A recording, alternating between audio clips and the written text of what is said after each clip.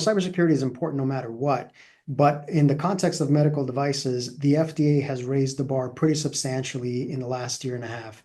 In December of 2022, the 2023 FDORA was passed, which added Section 524B to the Food, Drug, and Cosmetics Act.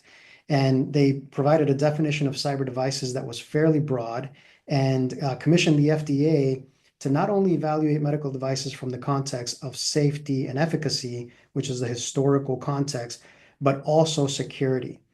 And FDA was given both the responsibility and the authority to demand essentially from medical device manufacturers that they provide assurances of cybersecurity for their devices.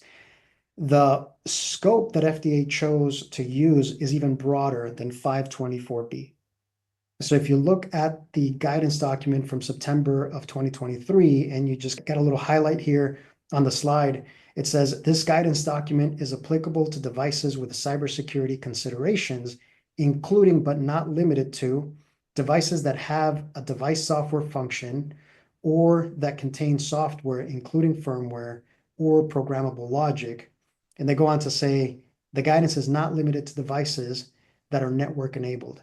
So what that means is they recognize that cybersecurity, even if your device is not intended to connect to the cloud, or even if it has no means that you can think of for connecting to the cloud, even just the software you load onto your medical device, there's cybersecurity considerations there. So the scope is quite broad.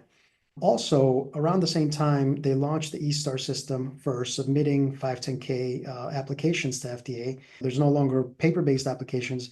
And when you go to submit that and you select that your medical device has software, there's about a dozen documents that you'll now need to upload. So about a dozen attachments. So we'll go over those and what they mean. And then finally, also around the same time, they announced that they would be enforcing a refuse to accept policy specifically around cybersecurity. So what that means is that before FDA begins their substantive review of your 510K application or PMA or even an IDE type of application, they want to see that the right documentation is in place around cybersecurity. And if it's not, they won't even look at the rest of your application.